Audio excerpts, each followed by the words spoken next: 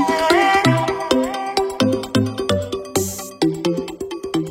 guys, welcome back to another episode of Sips. And right now I have the one and only drum roll, Emmanuel Rudder. Sit down right next to me. Hi, Melly. Hi. Hi. It's good to have you here. It's a pleasure. You know, like, guys, like, Emmanuel is literally like my people. Like, he's such good people. You guys have no idea.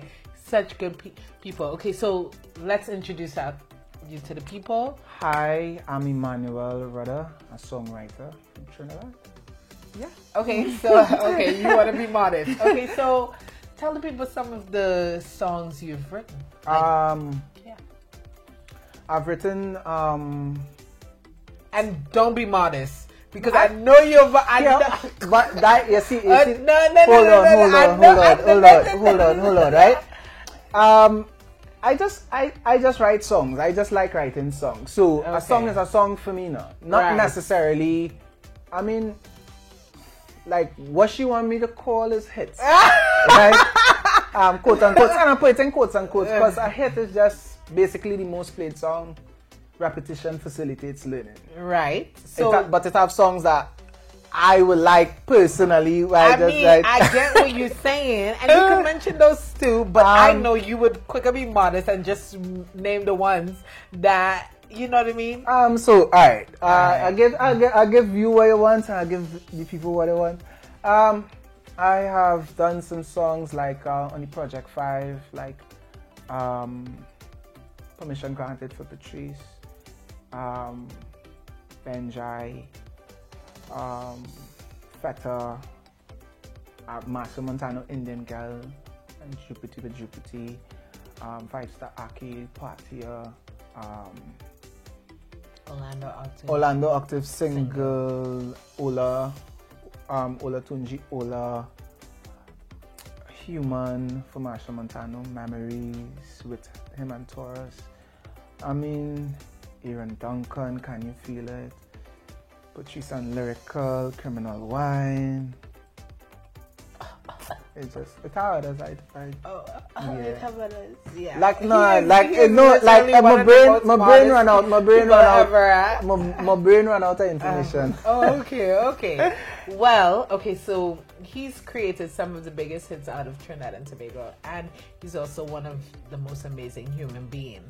So let's start from the beginning. Where did you grow up? Maraval. I grew up in Maraval, born and raised. Both parents? Yes. Both parents, with my both parents.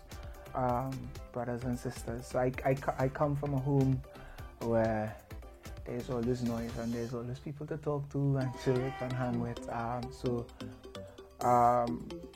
How did you... Okay, so when did you start knowing that you wanted to do music?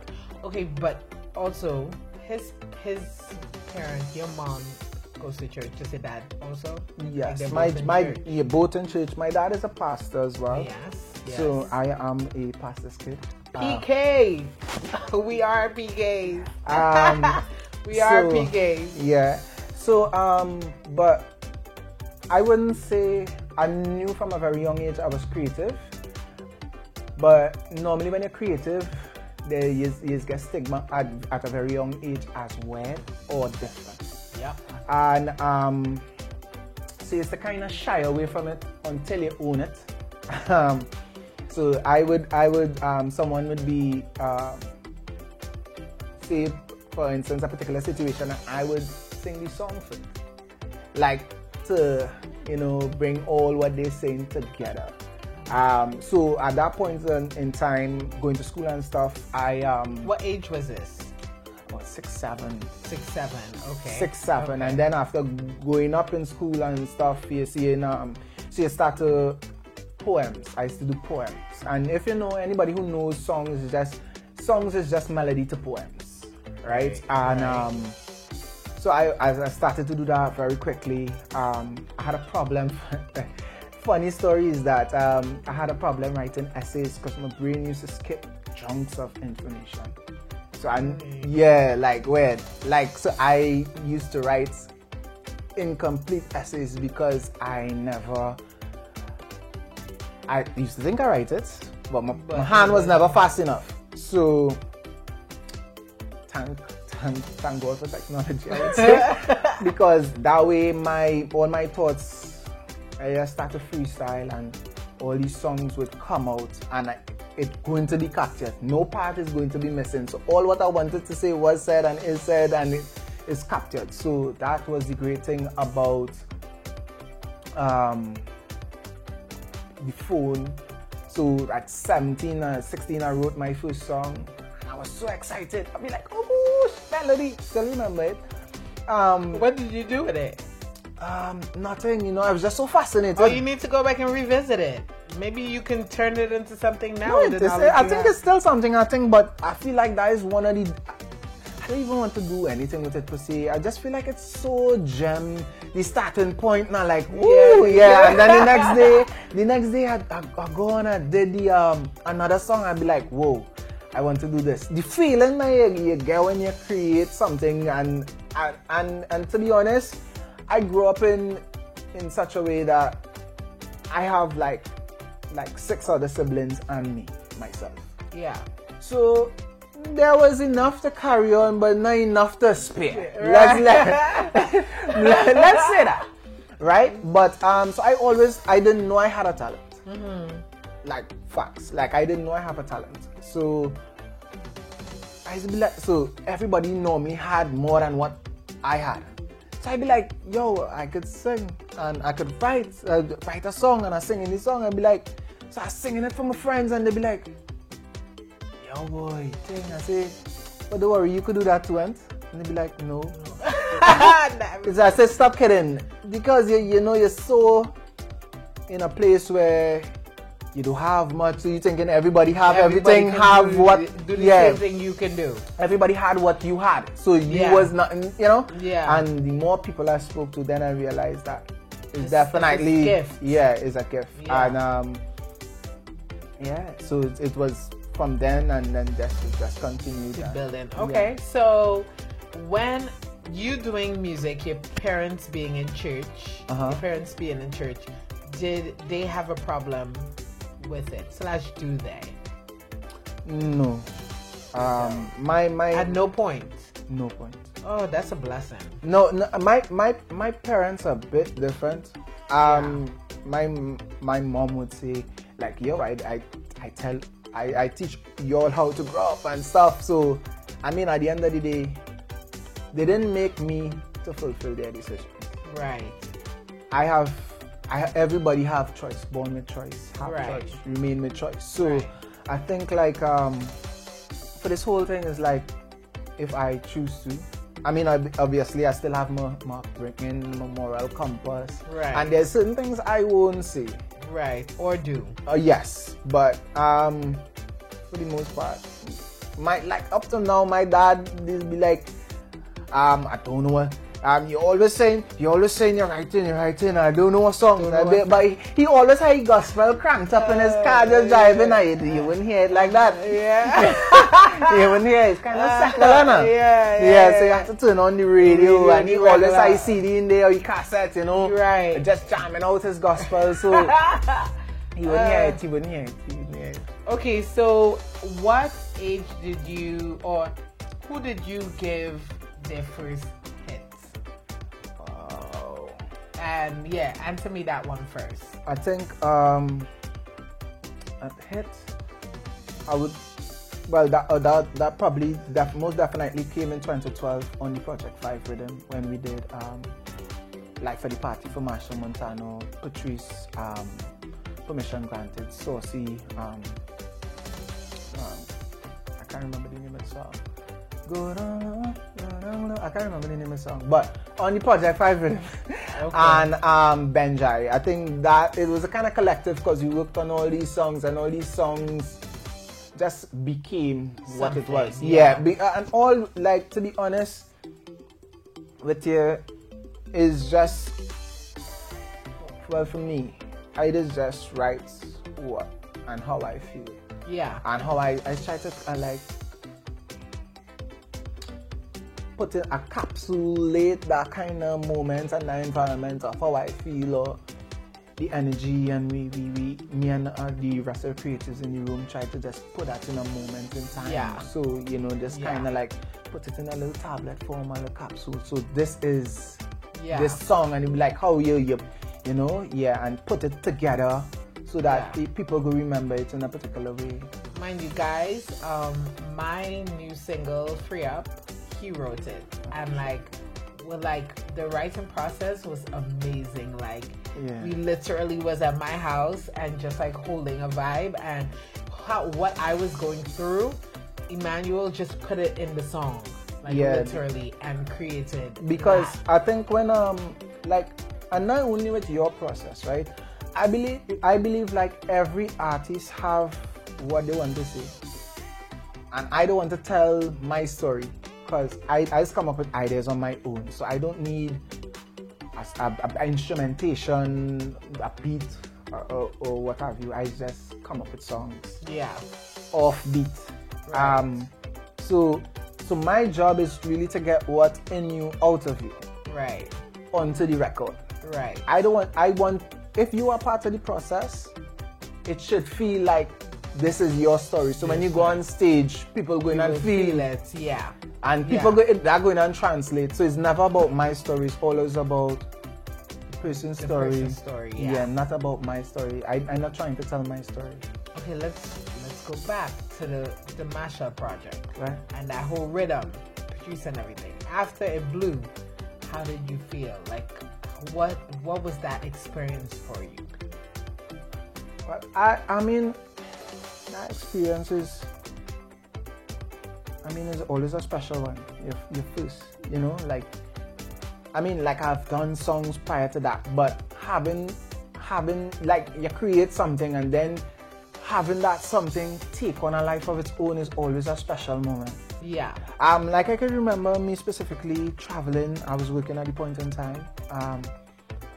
And traveling down in maxis and cars and seeing how people respond to that. And I am in the vehicle and they don't know it's me. That is one of the best feelings in the world, because you're just feeling so warm, like proud. Because this is genuine. Yeah. This is not manufactured. Yeah. Yeah. That is genuine. It's not manufactured. And that was such a special moment for me. Yeah. I mean, it still is. Anytime I could hear something that I did or created, I think everybody who would create something and then again love recognition and attention by your peers and the citizenry of our country, and I think it's always a good feeling. But I can remember that day like it's yesterday, second seat in the maxi. You remember exactly what you were saying? Of course. Now, because these moments are etched in your mind. You know? Yeah, it's a special moment to hear something you created. Yeah, and then too, the first time will never be repeated. Yeah. How you felt in that moment. So the moment afterwards, like the songs afterwards, it kind of be like a blur. Yeah. It kind of be like a blur. Because you already had that feeling. Yeah. So that feeling, like, it cannot be redone. Yeah, like it's duplicated. It can't. Yeah, it can't. So it's like now, I had that feeling. And it's not taking away from it. And it's like, it's still always a good feeling, but you would always remember that first. Your first. It's like your first heartbreak, your first love, you know, that experience is like the first. Yeah. I mean, that first feeling. Yeah, it's like that first. And the first always change. It changes your life. Like it changes something in you. So definitely when again I was working at the point in time and I didn't know, like, I mean, obviously you believe, but it's only when you put out your stuff out there you will be like, yeah, I definitely have a chance. I have a chance to do it. Like, oh gosh. Yeah. I have a chance. I get what you're saying. So is like that even prompted me to leave where I was working and pursue this full time. Yeah. Because I think definitely as a creative, if you're doing something part time, even if it's 100% of your free time, you would get 100% of your free time results. Yeah. Music, I always say this, music is such a jealous thing. Yeah. Like, music is such a jealous thing. You have to give it that everything. 100%. 100% love. Like that. You have to put it all in. But you see the thing about when I did that, and I started to give 100% of my time, not 100% of my free time, it changed. The dynamic changed. Yeah. Because you could always be enthusiastic when you have this little pocket to do your hobby. Yeah. But when you turn that into a job, you have to have that enthusiasm every day, whole day. All the time. So, and that is when you know yes or no, like it going and make your day or not. This is not for me. It is that. It is no gray areas. It's white or black. Like it is or it isn't. Yeah. So that was a fantastic. Okay, so now I'm going to talk to you a little bit about the industry and music. And okay, so we've been recently having this conversation about dancehall in the soca season. How do you feel about that? I feel no particular way about it. I think it's at the end of the day, like soca is a genre, right? But majority of the music seasonal, right? Only plays. So here we're going on, right? If it's seasonal, then the other music is not seasonal. That means the other music already coexists with everything all around the year, the whole year. Just need to catch up. No, what I'm saying is, if it's seasonal. So dancehall isn't seasonal. Right. So obviously when that soca playing, dancehall will be there. Like I don't understand. And plus two, a lot of the songs that are being played is being produced in Trinidad by local artists too. Yeah. Who the local artists sharing these stages. So do you think that they need to play, I guess, more soca then, like outside of the season? Well, that is up to the producers of soca. That's a discussion. So creating the soca music, the artists, the producers, the engineers, the mixing engineers, the mastering engineers, that is up a discussion for them. But you're one of the creatives, so would you be open to creating? I am music. I am creating all day, every day, without missing a day. That is who I am. So if it's a creative, like you're going to create, your job is to create. Right. Now, when these and this is for the producers, the mixing engineers, everyone who do soca, the artists, they're creating. Yeah. And they are creatives. So if they're creating and they're not putting it out, whose fault? But okay, being on the artist side of things, right? You can create the content and then you can't get it to the people because you might not be able to get it on the airways because this is not the season or the time. It's a collective of things to actually make it. It's not just one. You can't just say the artist not releasing their content. No, but then the artist has to go to the producer to be able to. No, but what I'm trying to say, what I'm saying, the onus is on all the creatives, right? And on an artist side, basically it's just the type of music that being put out. Maybe they can't take jump and wave. I've seen some other songs, soca songs, that under the umbrella of songs work. Right. So they have to do what, work or? No, it's just different. All right, great. We won't always be in this festive jump and wave kind of atmosphere. Right. So if we could create songs that maybe more when somebody got heartbreak, and No Voice had a song that he produced and he put out, I can't remember the name of the song, but he put it out this year and it has been going through. So I think it's just how you package the thing. But other than the dancehall and stuff being packaged differently, you're going to get some quote unquote zest. Yes, and some party and some girl song and all the elements of the society what people go through on a daily. Soca don't take it through all these phases, you know. No, I don't agree with that. I feel but soca is happy music. Soca is basically happy music. Look at we had this conversation about Cohen, like how he produced music that talks about different things. But he is one. But no. So when you're studying, like, all right, great. So you're going to put on a program. So you're going to play Cohen every time. Catch? It needs more persons in that realm. Yeah. Yeah, so that's why I say the onus is always on the creator. Well, I think the younger generation is doing that. Not now. Subscribing to anything that the generations before has subscribed to. Like, they have unsubscribed actually. Just like doing whatever. Yeah, whatever they feel. Whatever you want. Yeah, they you do it. Yeah, they are doing their own thing, which is a great thing. Just to see like the diversity they're having in music is just so different. Okay, so like, have you ever thought about stepping out from being a writer and coming in front of the artistry side? Because that happens a lot here. Yeah. You know, a lot of people behind the scenes come forward. I would like to say yes. The thing is, me personally, with my personality, it's like a contradiction in my personality. Like, I write it for people to jump and whine and whatever, but that is not me. You're so mellow. Yeah, so I kind of laid back. So the type of music that I would do, because I do all genres. So soca is actually the last genre I did or learned to do. Right. So I used to pop, R&B, I could do dance, soul, I could do all these genres, but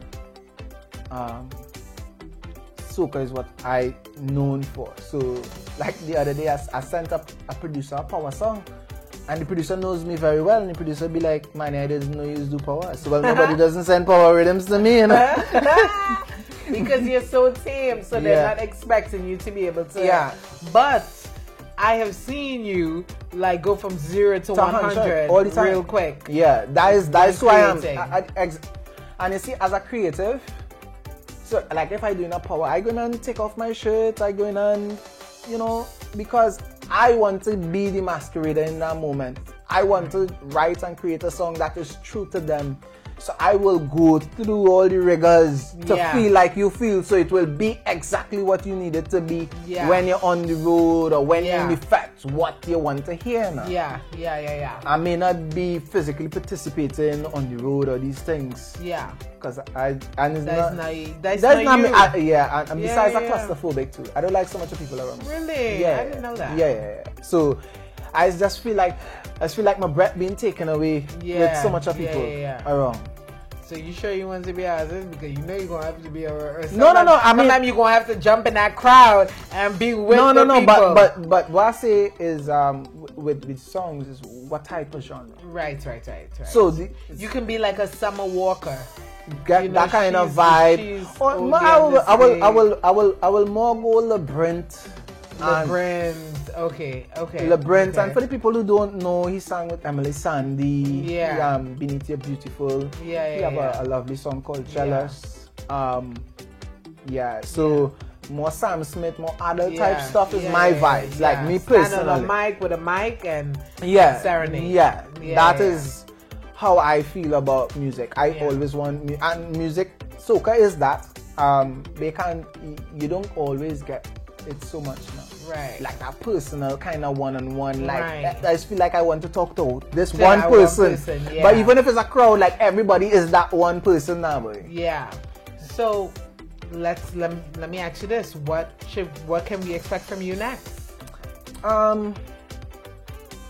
Next thing you could expect from me is songs I've gotten it.